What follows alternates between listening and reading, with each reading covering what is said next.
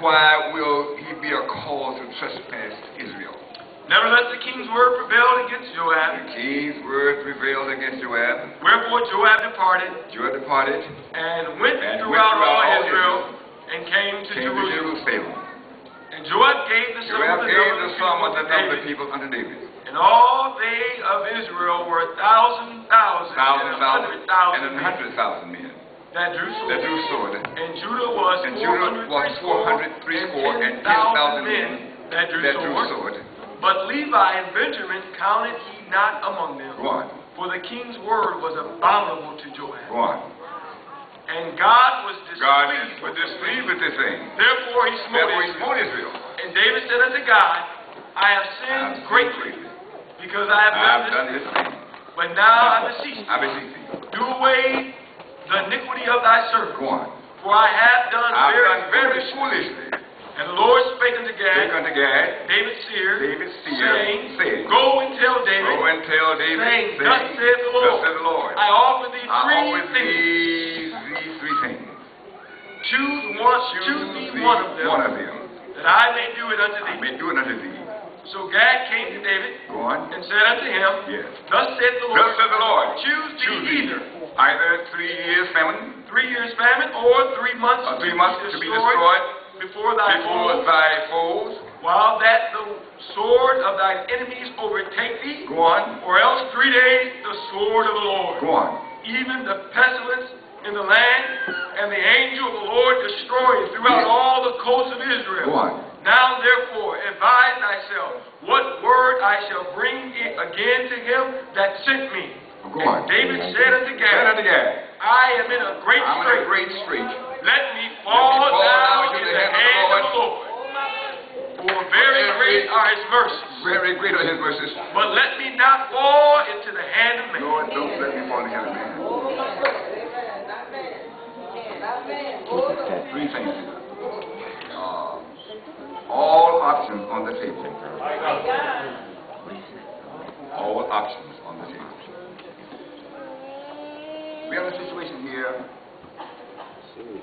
how that the enemy, we'll have to hesitate there for a moment because that's a critical point, stood up and provoked David. Says, number the people.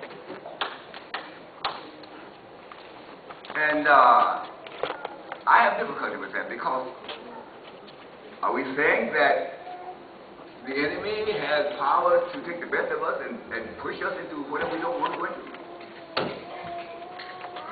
Focus on it.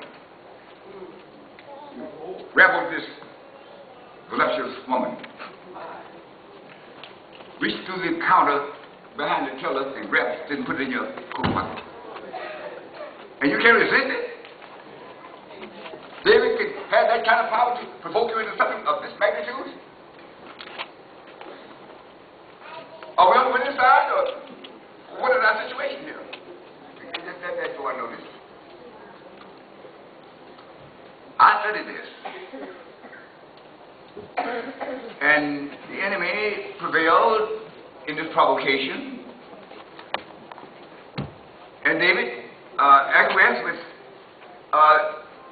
his wishes and his suggestions. And the consequences was seemingly outlandish.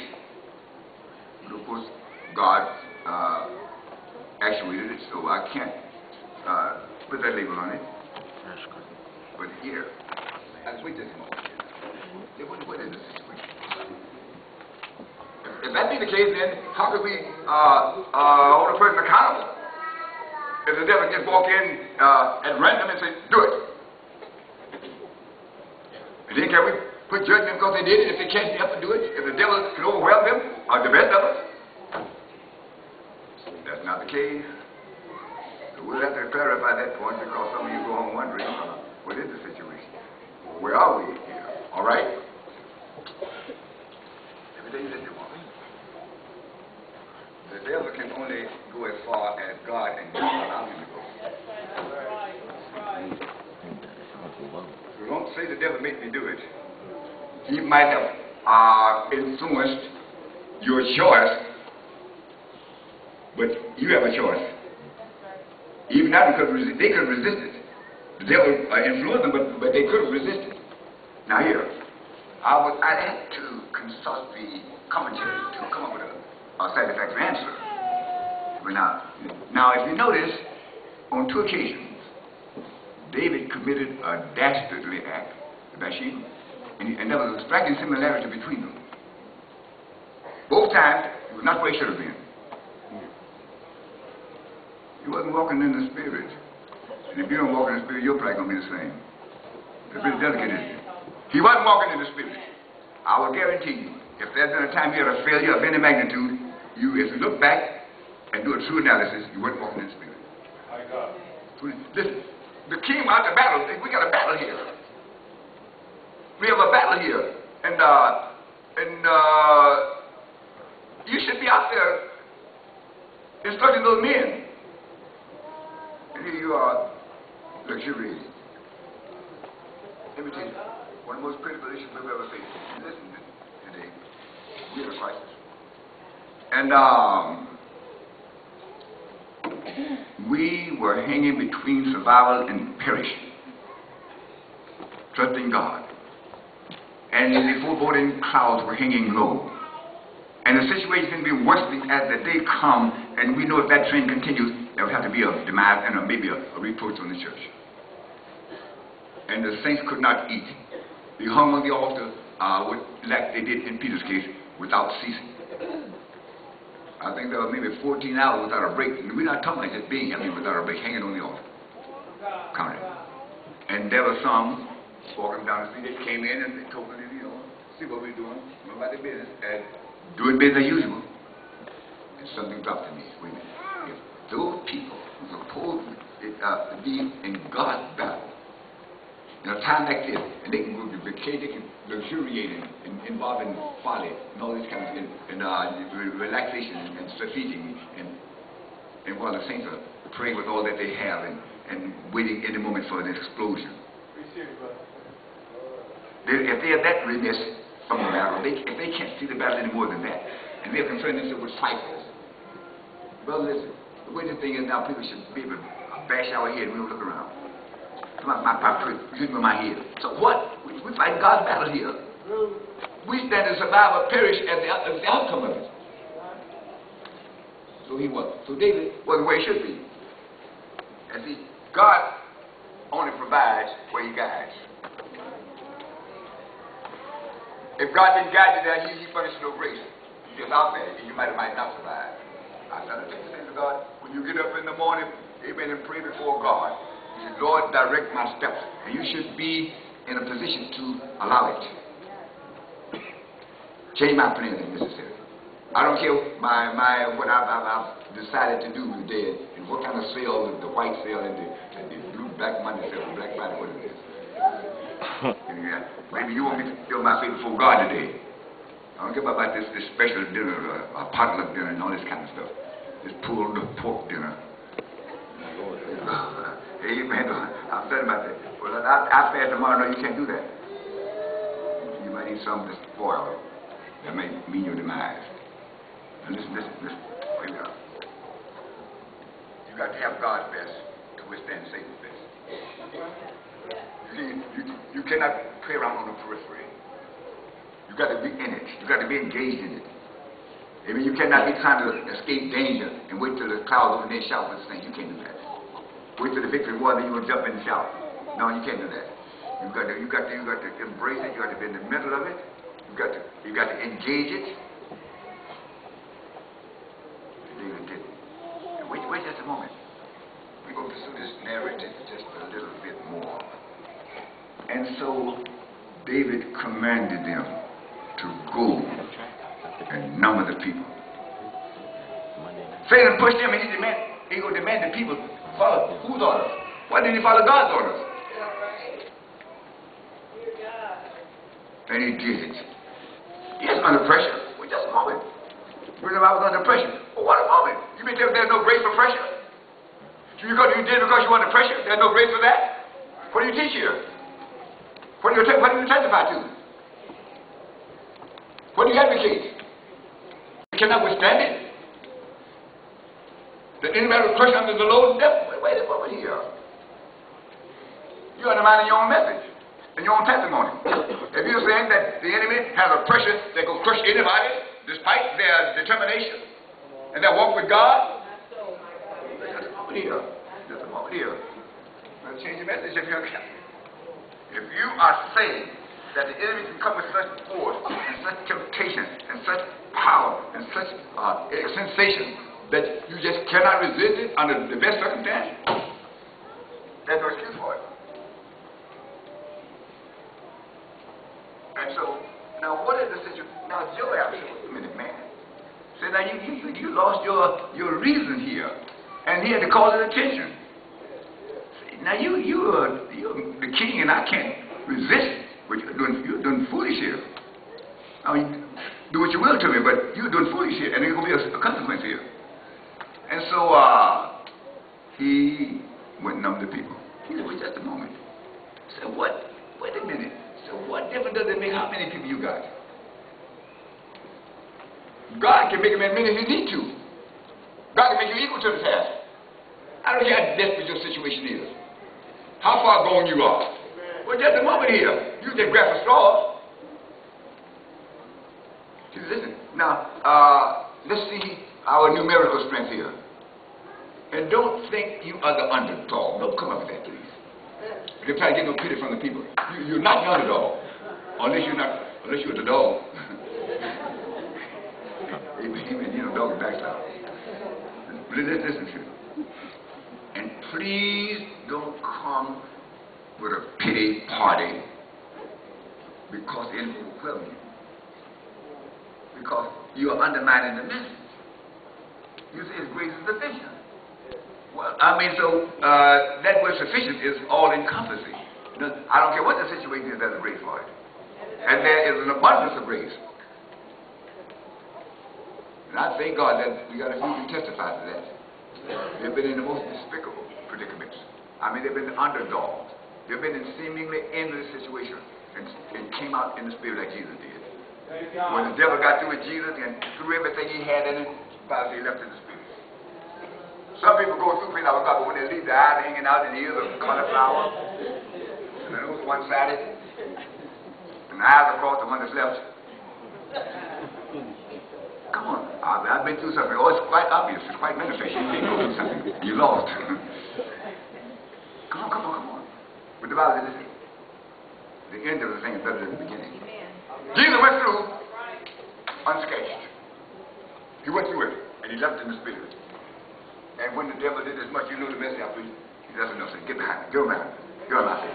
Get on out of my face. And he had to tuck his tail and do it. See, listen. When you're in the spirit, you can demand the devil. You can resist the devil. And he's the one, not you. Oh, yes, praise our God. Yes, he will do. The word of God is right. And I thank God that you got someone who has proven it. And you can prove it. Whether you have or not, you can, and you could have. David, numbered people. Well, what is so criminal about wanting to know your numerical strength? What's so criminal about that? That you would evoke such a punishment? Listen. See, you taught David it's better to trust in God than trust in man. Now you will see how many people I got, so I can wait just a minute. The odds are overwhelming. So it doesn't make any difference. See, God and you're the majority. I don't care about how they stacked up on you. I don't care about the odds. You and God are the majority. Amen. So I don't need to know how many. Praise the Lord. Amen. Now beforehand, David, the reason why I'm going to have to deal with it. The reason I'm going to deal with it is because you know what to do. Beforehand, when you had a battle, you didn't even worry about the number. You want to know, Lord, should I go or not? All I want to know is, should I go or not? If you say go, you take care of the rest. Lord, should I do it or not? Well, if you know what you should do, you shouldn't even ask him that. Now, God, wait a minute. See, now, you, as the way I've blessed you and brought you out, saved you from the hand of Saul, who is destined to destroy you. You slept in caves and everything else. And I wouldn't let him touch you. You've run through troops and jumped over walls by my strength. You, the Lord, you said, listen, all your benefits, you healed me when I was sick. Amen. You gave me strength when I was weak. You gave me survival power when it seemed that defeat was certain. And now, you got to go and see how many men we got. See if we can prevail. Wait just a moment. What kind of testimony are you going to have? Who did it? If you got more men and a greater army, and you wait just a minute, and you got to determine that before you shouldn't even consider that. Well, you pray my friend say, listen, you know the power of God. You witnessed it. You've written about it. You've testified. You've preached about it. God help us, Holy Ghost. And now you're going to allow a persuasion here that you should have recognized and rebuked from the beginning, influence you and affect you. Whatever it is, it came from such force. Wait, that's more force than God. You know this? All right? Yes, you've done foolishness. And you confessed it. But, and you lost this battle, but that's not the end of it. You pray. Now, I'm going to have to deal with you. And all options on the table. I might decide to do well. You better pray.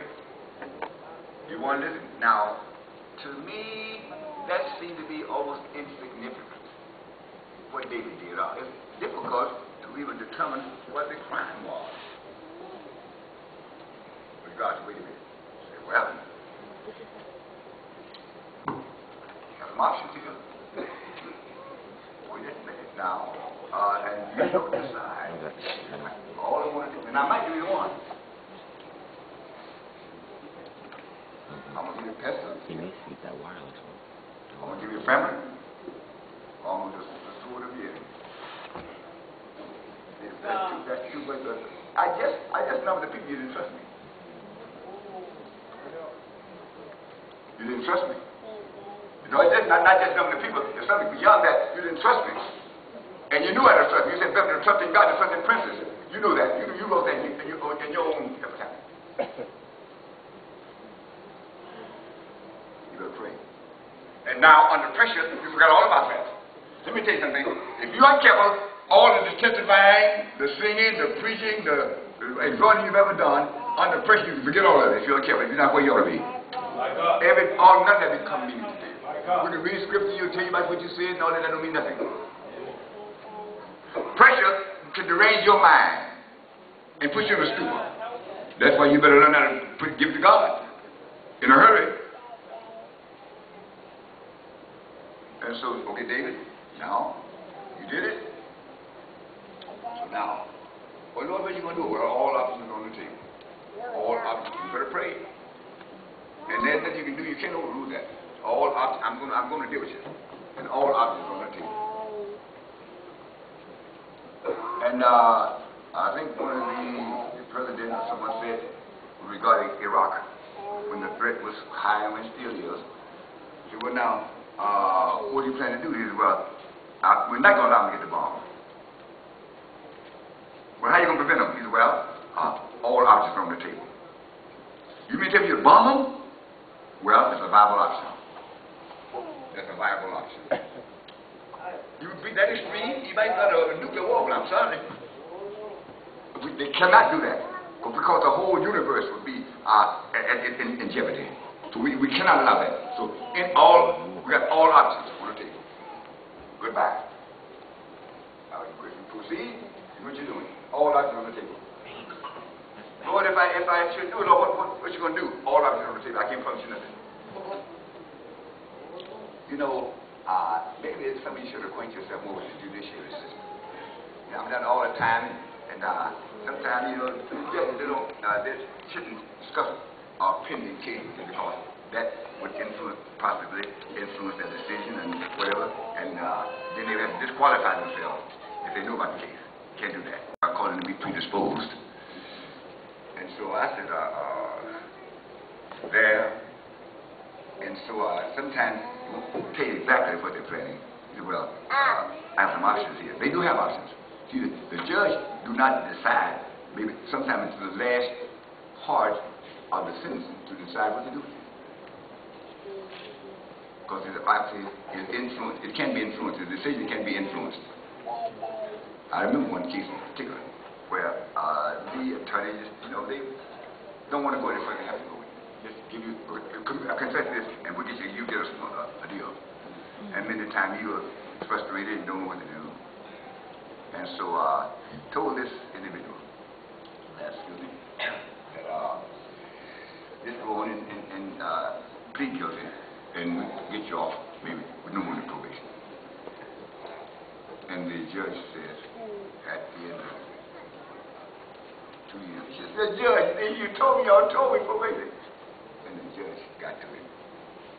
Well, I'm getting probation here. That's very unusual. In other words, he has options here. He's checking your record, he's checking your attitude, he's checking your responses, and he can choose any of those options.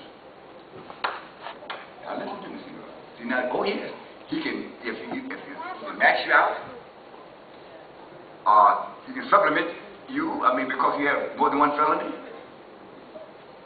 Or he can give you a downward departure from these guidelines. All those options before him. So when you go before the judge, you don't know what he will do. He got all it is written out. He watching. He got all these options. He listens to the jury. He listens to the confession. He listens to all these things. And then, and all of these are options. I might decide either one. A lot of things is predicated upon it. So now, maybe your attitude during the trial could influence the decision. I'll tell you how it goes. I've been read in the middle of it. And then there was an individual who was big time gangster, and whatever, and involvement and racketeer. And so then we got saved, and he seemed to be genuine. And so the saints got before him, went down, and he let us talk. The judge allowed us to talk. And so the judge taped him. He wanted to hear all of our testimonies. He was impressed. And so he gave us downward departure as much as he could. He said, well, this is a federal case. So there are mandates here, and I can only go so far. I cannot give a downward departure beyond this. Understand? Then I'll make some highlights here. This, Ahab had done wickedly before God, sold himself to do evil. They took it to vineyard and had him killed. And God said, well,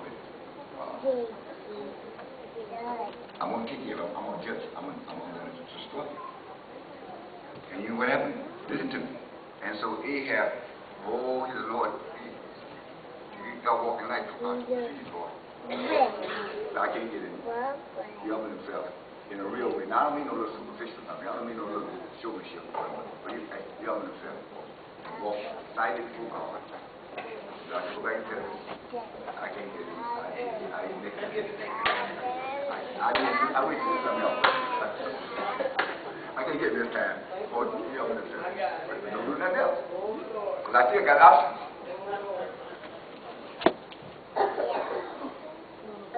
There's a tremendous thing. There's a lot. Listen.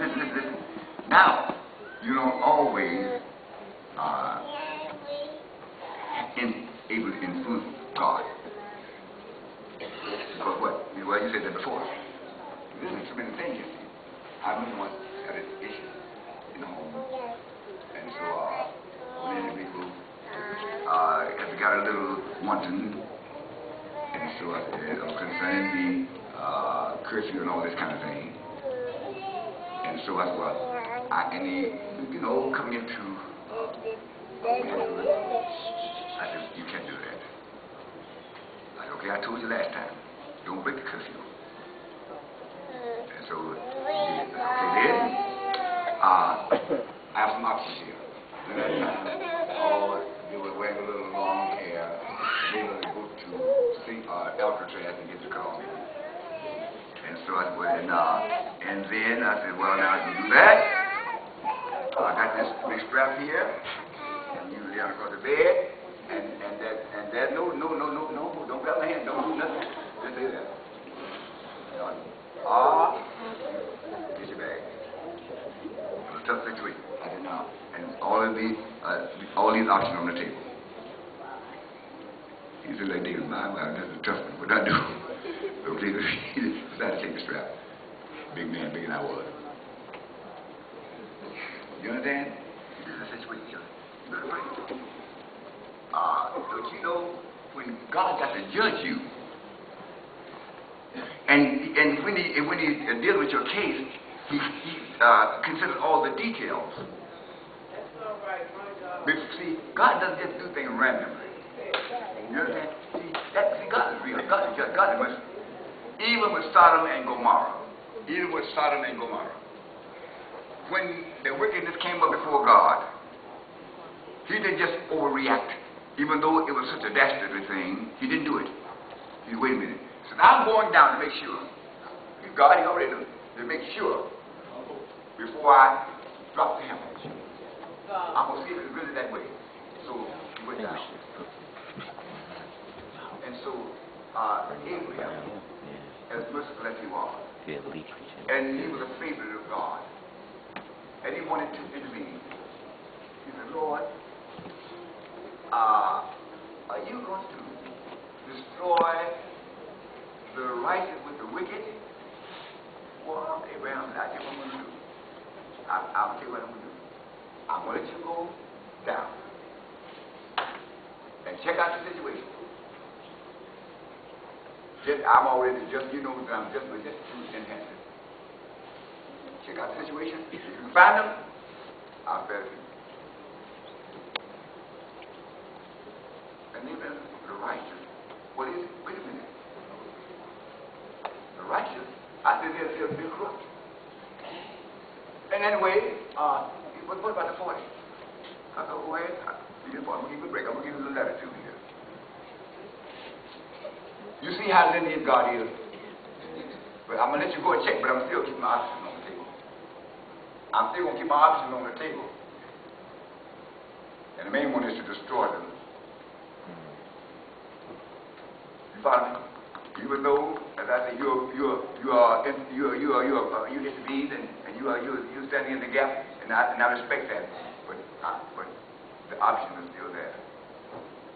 And when there comes a time you want, you can see, but there's some, God has options already. But now he allows himself to be changed under some circumstances. See, he knows fear, you see. See, I might say wrong, and I might have a critical option here that you don't deserve. So God, I'm going down and check for myself. Amen.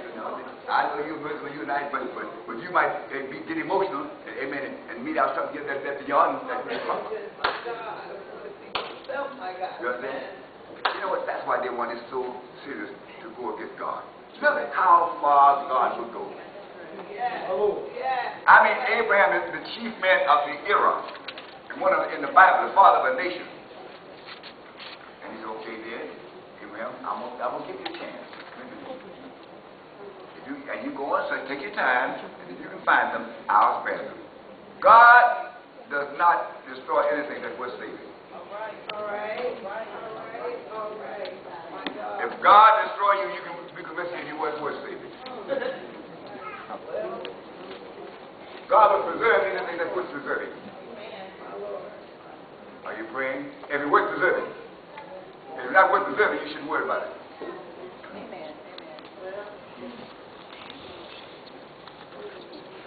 I just showed how far God will go. How far God will go to preserve that. See, it will never take you to I think God's the fear of God. I think I was going through as much as any man on earth, especially from the devil, from every department, incessantly. And when it looked like I just couldn't go any further. And think that throw it in the tower, throw it in the tower. We is with God. And you too. Well, you might think you did it yourself, but it wasn't you. It was the mercy of God. Amen. And God said, okay then, I'm going to give you a chance. I said, Lord, please, you don't know the story. Let me pray for you. Well, you prayed for him already. Well, Lord, let me go down. Let me fast another day. You pray that fast. Let me more than what he threw the Bible down. But I tell you what, though, I'm going to give you one more chance. Lord, I realize he was nothing, but you be chance. Amen. God. Thank God. You know, good? No, it might never be, but I'm going to pray for you. What a mighty God? What a merciful God? Thank God. Oh, you ought to praise him. Thank God, you ought to make a new pact with him. Lord, you got my devil. I'm through. I declare it. Amen. Yes. But you said the last time, I don't care what I mean this time. Thank God. Won't be another time. Won't be another time. Won't be another time. You know what? When the devil come against me, I think about all those things.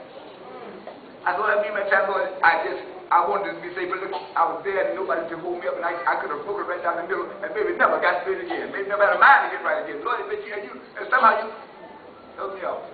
Thank God. Just, I never lost the fear, Lord. I could have lost it. See, listen, you can lose the fear of God, and you won't even fear hell. And fear is a part of it. When the fear of God is the beginning of what? That fear is what keeps you. Wait a minute. I mean, I love God, but I fear God too. I believe what you say is pray to God. I'm not playing no game. You can mess around and reconcile yourself to this damnation. Reconcile yourself. I go here, I just go. What? For eternity? And rose for eternity? And you can say, if I go to hell, I just go. Well, you're on your way. Let that do. You're not coming back. There won't be no second shot at this. Praise God.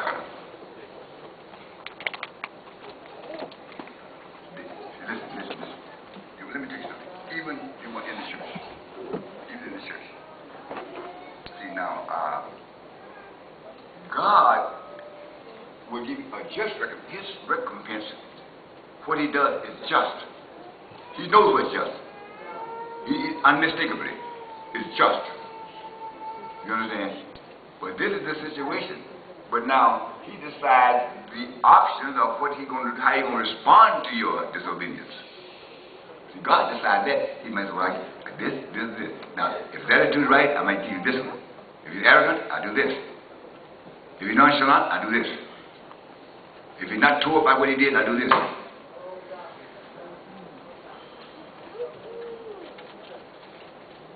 Children, study the Word of God. This is the thing we're dealing with here. See, I don't know what this is a situation. The reason why they want to present it so strongly by God's help and grace because I don't know what God's going to be. I don't know what God might decide to do. See, I don't know how God's going to deal with me. I can't determine that. And then he might give me an option. But none of those options are good. And David said, Lord, please, Lord, you've done enough. That's enough, God. Please. I know it's enough. You did what you did, but now you, like Mama, you whipped me. That's enough. I know enough. Shut up. That's enough. I said enough for you the first time. I know it's enough. Yeah, I know it's enough. Well, and God does too. I know when it's enough. Amen. If I do anything less, then you should be doomed for because you wouldn't get the lesson. So what I'm doing is in your interest. I can send you on the hill. I'm doing that to try to break you and to turn you around permanently. So the blessing in disguise. You might think God being mean to you. He's not being mean nothing. He's trying to save your soul. And he has no other option. But then when you do it, then he puts the option on the table. Now, I told you, I gave you grace, but now all options on the table. I can't promise you nothing from here, but I'm going to deal with his judgment. I believe God with all my heart. And it's going to call me to walk lightly until I die by his grace. Amen. Wait a minute here. But here's the issue. This is what we are living now. You got to pray. We're going to let you go home in a few moments. Anyway, you better pray pretty hard. But in all of these cases, where God meted out these severe punishments and retributions, all because of not trusting God in something. You listen to me, which seems to be nothing in our lives. Numbing the people. Wait just a minute here. Are you trying to check your resources? And you got all the resources in heaven behind you? And you're going to choose your own resources? By numbering the people, see if you got a sufficient number to overwhelm your opposition. Wait a minute. That's not trusting me. You're trusting your resources. And it'd be different if I hadn't proven, but I've proven myself to you time and time again. What happened to the movement? Said you got a restoration movement, what? See, trusting God for everything. I mean, every little thing. To provide for them, praise our God. Got them on a mission. They're crops in the field. Amen. They trust God to hold back the rain, whatever. So they would lose that crop. And did what God said. Did what God took care of them. Everything. Not just here in the body. And God moved with them. And they prospered. And they didn't lose battle. You better pray. And when we get before God, He's going to listen. Now, even to the unsaved, you better ask God to open your eyes. And with the church, Ephesus. Lord, Ephesus. You knew what full consecration was all about. And you did it. We proved that you can do it. You love not your life unto death. You put your life on the line before you would violate any conscious precept. Before you would violate anything that's questionable, you wouldn't engage in it. And you left that. And now, you got the options on the table. How you going to deal with it? Well, ultimately, and this is the Bible option. I'll move the candlestick. I'll move the whole. Lord, you will act that drastically just because my consecration is not where it used to be? Because what I vowed to put on the altar and leave it there, and I took a couple of things off, and you're gonna deal that drastically with me? You don't believe it, Holy Ghost? If you put something on, you better leave it there. I don't know, persuade you, try to push you another direction, you better leave it there. I know I said it, but no, it but nothing. And God, okay then, one of my options is this. I'll move the candlestick, I'll move the whole thing. Lord, just because, but we're still preaching hard, and we're holding up for this, we can be preaching at false prophets, and all that. Yes, but that consecration, there's been a deterioration there, a notable deterioration. They're saying you wouldn't even look in that direction, but now you're considering it. I'm going to tell you, things of God. That's the fight I have right now, and praise our God. Because I'm under pressure, and get tired, your mind get tired, and you want to lessen the pressure, and if you ain't careful, you put one foot across the line. Under pressure. And Satan will come at that moment and says, do it. Just like he did David. Provoked him to do it. Do it. And now your devotion is not where it ought to be, and your inspiration is low, and you will find yourself backing up. And every backward step is going to diminish more and more.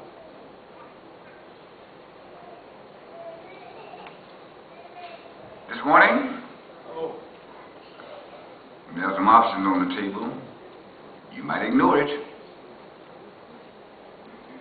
And one of the options might be, this is God's final call for you. In some cases, you're going to get in or you're going to get out. You're going to get saved or you won't hear another call. Well, that's scripture on that. We'll conclude with that. Turn to Isaiah 66. Quickly. Isaiah 66.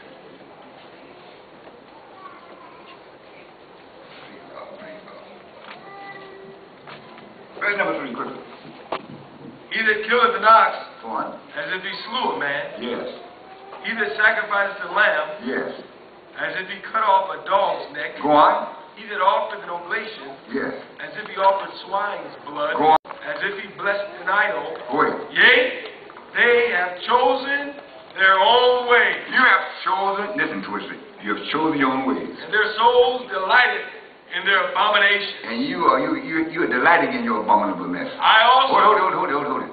There's an attitude there. You're doing it, and you're finding delight in it. You can't wait for the weekend before you do it again. You can't wait for them to get off from work before you open your door. And you're finding delight in it.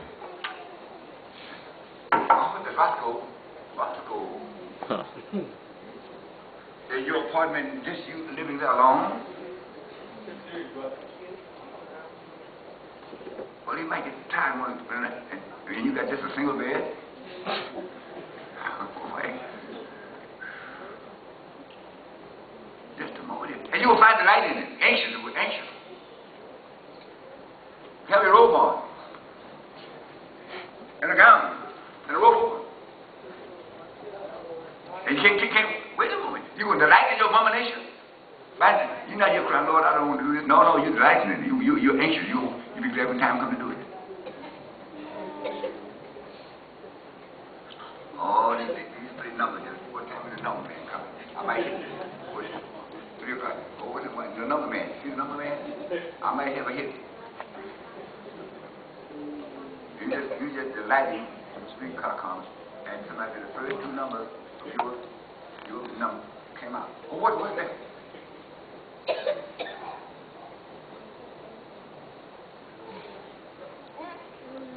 I'm going back down to my friend's house. I know that I don't mess around with no dope no more. The last time I was down there, they saw me coming, but I got the smell of it. And in fact, I felt pretty good when I left. And you going back tomorrow at the same time and find delight in going down there and getting another whiff?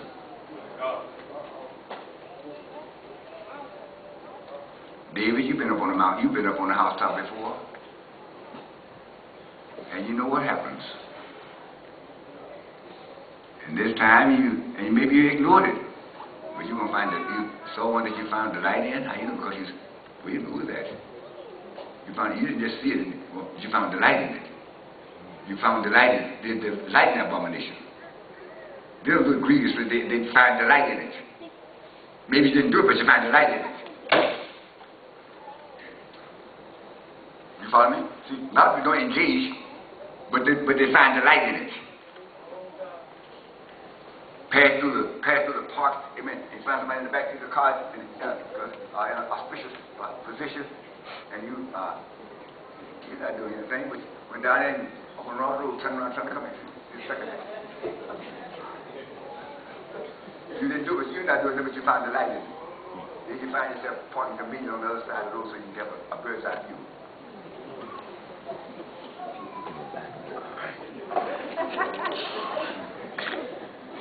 You didn't do it, you find delight in it. You want to see the end of it. You want to see the whole act. Act number 3, before the curtain falls. You got to get that out of you. Well, you can delight in this that's wrong. You find delight in it. You got to get that out of you. You might not do it, but you can still find delight in it. That got to leave. You got to get rid of that. You should have another attitude. I hate every evil way. You don't find delight in what you hate. Come on. Amen. You don't find no light in pornography if you hate it. And those Playboy magazines and something. I guess they might have even worse now. I don't know. Well, years ago it was Playboy. I don't know what they got now. Maybe something infinitely worse. Well, it could be worse. Huh. Yeah.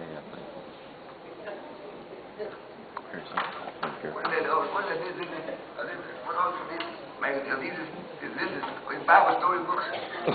No, these are Bunny Girl magazines. One girl told us, why in the world you have that? And we got, after he was exposed, he said, I enjoy it.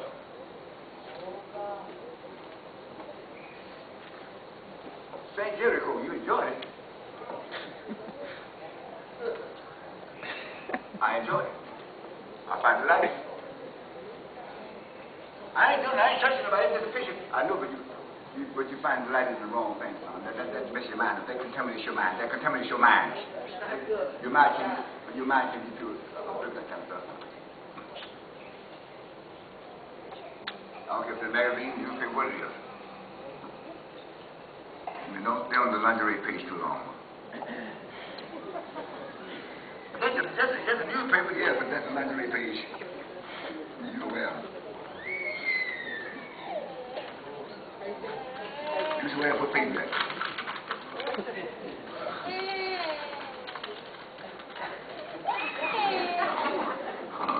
You lost your place. Now you're turning back. Of course, you're going to like it. Now, how God deal with you, all options on the table. If it's time comes for him to deal with you about anything. I don't know what he did last time, but each time all options on the table. And you cannot dictate. You cannot dictate it. There are a lot of factors that determines that. Now, however, I have seen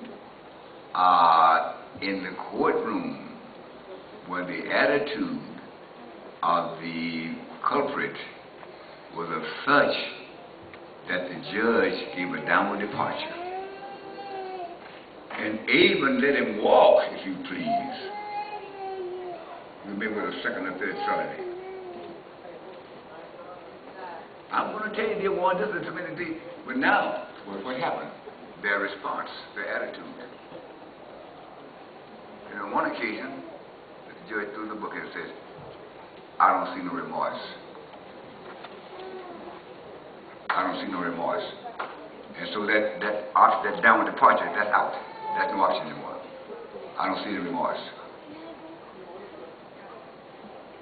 You want to be tasting, you better wake up, praise our God, and study God's judiciary system. Now, if it won't help this morning, you lost the fire of your soul, backed up with your convictions, but afraid. He was David. It was better to trust God than trust in princes. And under pressure, allow the enemy to provoke him. Do it. Do it. You know you want to do it. Do it. You know you want to do it. The girl says, come. You know you want to come. No, I'm safe. You're not safe, I'm saved. But he made me do it. No, don't come with that. Don't come with that. You kept on. Oh, this. You kept on walking. If you help, all right. Praise our God. Let me tell you something. If you know God might choose your option this morning, you stand there, praise our God, amen, like you own heaven. God, okay? What's going on? Number two. Because you have chosen and delighted, now I'm going to choose your delusion. I'm going to make you believe a lie and be damned. I'm going to make you think you're all right. I'm going to make you think you're going to be, one day you get saved and it's impossible. You're going to believe a lie and be damned for eternity. You better pray. If right now God might be choosing your option, He might have three things He could have done today. Number one, no. I didn't get the right response. Number two, no. I didn't see no attitudinal change. Number three, yeah. Well, that's too drastic. But that's it. I've run out of options. That's number three. Three more. Captain Lake.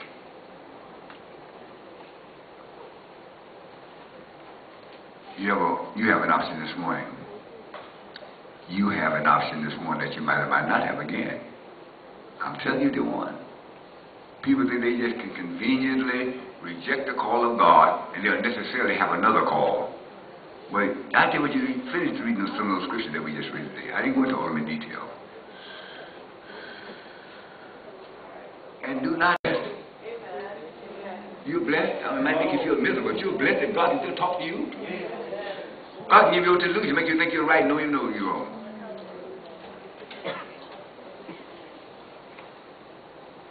We're here to help you. We're here to help you.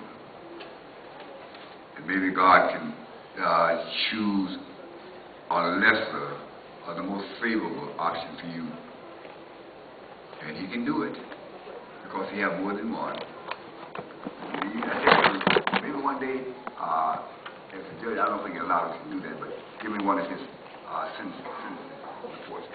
He can show me. I can do this, I can do this, I can do that. So I can show you just how it goes. But I'm not sure that's allowable, but I've talked to him about that. You're not even supposed to discuss it. You are in an advantageous position. You have an advantage. You have a glorious advantage. And not only that, you might decide to persuade God today. You can persuade him too. He allows himself to be persuaded to take the lesser severe option. If you want help this morning, if you can hear God's faintest whisper, please respond. If you've gotten lukewarm and you lack your convictions here for whatever reason, let's recapture. It's not always easy. If you want help, you may stand. Shall we stand? Shall we stand? Shall we stand? Shall we stand? Now, dear one, because you sleep through the heart in your heart don't mean that you're getting by. Praise God. I'm going to tell you what you got to do, saints. You only got one soul. You only got one soul. Praise God. Amen. Don't let nobody persuade you. What you do what you got to do. Amen. Don't be no second chance time around you. May God bless you. You've got sensitivity here. Amen. Praise the thing through here.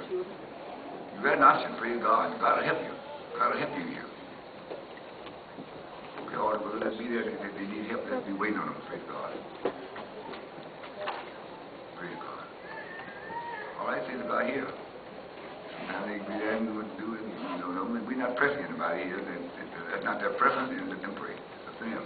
If they need prayer, if they want prayer, if they request it, then we're not there. I say sometimes they might not prefer it. That's up to them. We're not pressing anything. People don't press no issue. That's their preference. Don't ask for help. Then that's up to them. Praise God, praise God. All right? All right. But now, children, I don't think God sent you here for that. Well, he determined that. He knows the seriousness of it. He knows the severity of it. All right, praise God. Do you have a song? Now, if you want to get straightened out today, dear one, you're not promised any time but now. You own no time but now. You don't own the future. You don't own the future. You're projecting yourself out to the time you'll never see. Think you'll necessarily see it. Sometimes I look on obituary columns